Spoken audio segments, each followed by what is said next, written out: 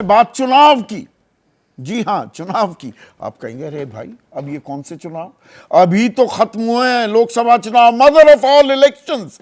4 जून को नतीजे भी आ गए, सरकार बन गई है, एनडीए 3.0 है, कामकाज भी चल रहा है, तनातनी भी हो रही है। अब ये कौन से चुनाव हो गए? जी हां, 7 राज्यों में 13 सीटों पर उपचुनाव हुए, यानी कि नए विधायक चुने गए।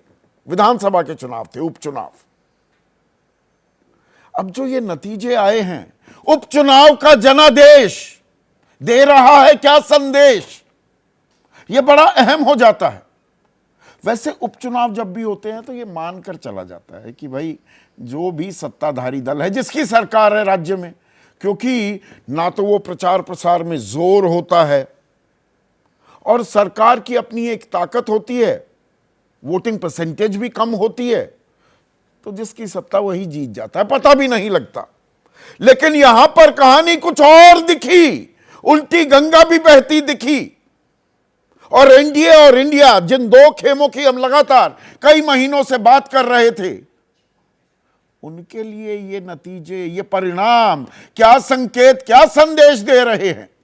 13 सीटों में से एनडीए को, बीजेपी को सिर्फ 2 सीटों पर जीत हासिल हुई, सिर्फ 2। इंडिया यानी कि विपक्षी खेमा 10 सीटों पर जीत दर्ज कराने में कामयाब हुआ और 1 सीट गई निर्दलीय के पास। पर अभी भी कहानी आधी अधूरी है।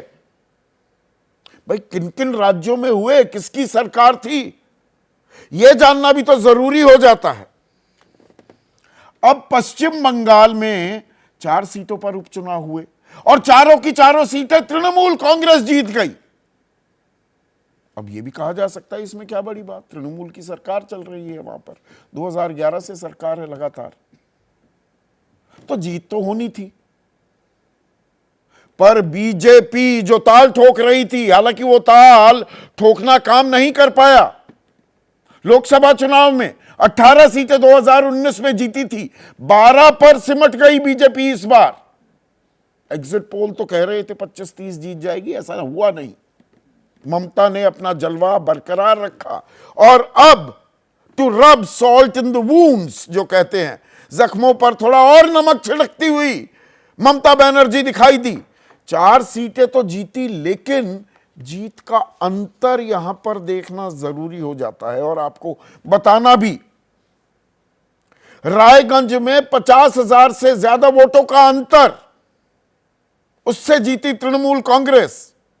राणाघाट में 39,000 से ज्यादा का अंतर, बगड़ा में 33,455 और मानिकताला में 62,000 से ऊपर का अंतर।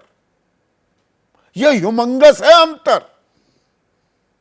पर ठीक है भाई, सत्ता थी वहां पर, तो जीतना कोई बड़ी जीत इसे माना जाएगा या बीजेपी के लिए बुरी खबर भी है। फिर दूसरा राज्य आ जाता है उत्तराखंड। वहां पर सरकार बीजेपी की, फिर से सरकार बनी और जो 5 सीटें हैं लोकसभा की, पांचों की पांचों जीतने में बीजेपी कामयाब हुई।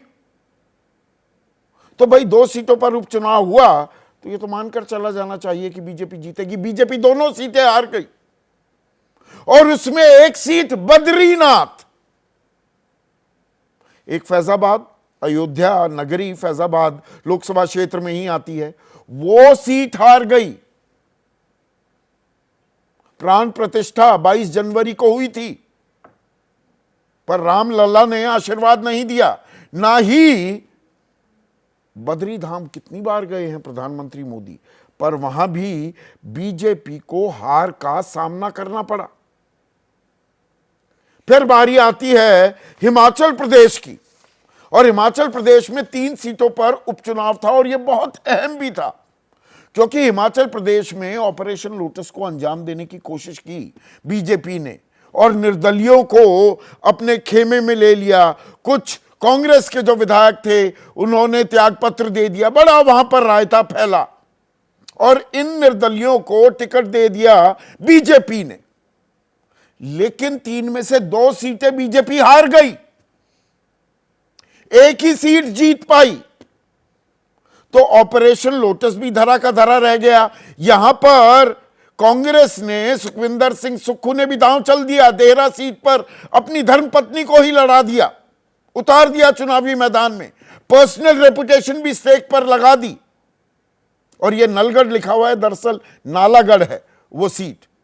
यहां भी कांग्रेस जीतने में कामयाब हुई, तो सरकार भी सेफ।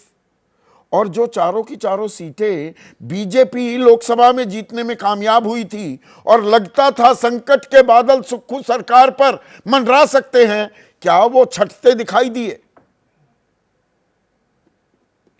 फिर पंजाब में आम आदमी पार्टी ज्यादा अच्छा प्रदर्शन लोकसभा में तो नहीं कर पाई, लेकिन जालंधर पश्चिम जो सीट थी 37,000 से भी ज्यादा के मार्जिन से जीती और हराया भी तो कांग्रेस को। और बिहार में सबसे दिलचस्प नतीजा आया, ना तो वहां पर एनडीए के लिए खुशखबरी आई, रुपौली ये सीट थी, पूर्णिया लोकसभा क्षेत्र में आती है, ना जेडीयू का उम्मीदवार जीत पाया और ना ही आरजेडी का, यानी कि ना एनडीए जीत पाया, ना इंडिया वहां पर निर्दलीय चुनाव जीत गया। अब यह किसके लिए ज्यादा बुरी खबर है? ये एनडीए खेमे के लिए है या इंडिया खेमे के लिए? आरजेडी के लिए खासकर क्या यह बुरी खबर है? और एक सीट जीती बीजेपी ने हिमाचल में, और एक जगह और सीट जीती वो मध्य प्रदेश, जो आज की तारीख में सबसे बड़ा किला बीजेपी का बनकर उभरता साफ दिखाई दे रहा है। यह हमने लोकसभा सीटों में भी देखा, लोकसभा चुनाव में भी। दिसंबर में जो विधानसभा चुनाव हुए, अप्रत्याशित नतीजे लगे बहुत से लोगों को, बीजेपी वहां पर सरकार बनाने में कामयाब हुई और उपचुनाव भी अमरवाड़ा में जीत गई बीजेपी।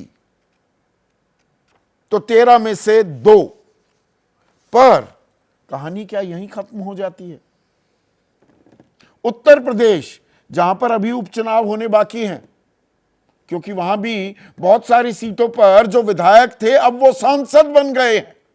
वो समाजवादी पार्टी खेमे में भी हैं और बीजेपी के खेमे से भी, आरएलडी के भी। चंदन चौहान अब वो सांसद हो गए हैं, मीरापुर से विधायक थे।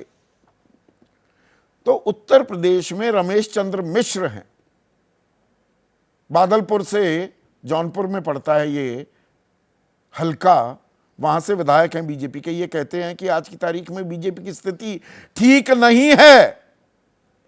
अगर केंद्रीय नेतृत्व ने बड़े फैसले नहीं लिए, 2027 का चुनाव हार जाएंगे। ये बीजेपी के मौजूदा विधायक कह रहे हैं। और राजेंद्र प्रताप सिंह पूर्व मंत्री हैं, मंत्री रह चुके हैं उत्तर प्रदेश में। वो कह रहे हैं 42 साल के राजनीतिक जीवन में मैंने ऐसे भ्रष्टाचार की कल्पना नहीं की थी। आज तहसील थानों में सबसे ज्यादा भ्रष्टाचार है, बीजेपी के मंत्री कह रहे हैं। और कुलजीत सिंह दर्जा प्राप्त मंत्री हैं, वो कह रहे हैं उत्तर प्रदेश में ज्यादातर अधिकारी बेलगाम हैं। अब ये उत्तर प्रदेश से ऐसी तस्वीर की कल्पना क्या की जा सकती थी? सिर्फ टव्वल हो रही है, हार का ठीकरा फोड़ने की कोशिश, लेकिन आने वाले दिनों की भी एक और तस्वीर उत्तर प्रदेश से जो आ रही है वो बड़ी गुलाबी नहीं है बीजेपी के लिए। और चुनाव तो अभी और होने हैं, निरंतरता होती है इस देश में चुनाव की। अभी महाराष्ट्र में अक्टूबर में चुनाव होने हैं, हरियाणा में भी चुनाव होने हैं, नवंबर तक झारखंड में भी चुनाव होने हैं। तो ये नतीजे उन चुनावों के लिए क्या संदेश दे रहे हैं, इसी पर आज मैं चर्चा करने वाला हूं। ऐसे में आज का सीधा सवाल अब आपके स्क्रीन पर आता हुआ, अजब उपचुनाव, गजब जनादेश, और किसके लिए और किसको क्या है संदेश? NDA versus India, Maharashtra Haryana का नतीजा क्या, उसका भी अंदाजा दे रहे हैं क्या ये नतीजे, ये उपचुनाव?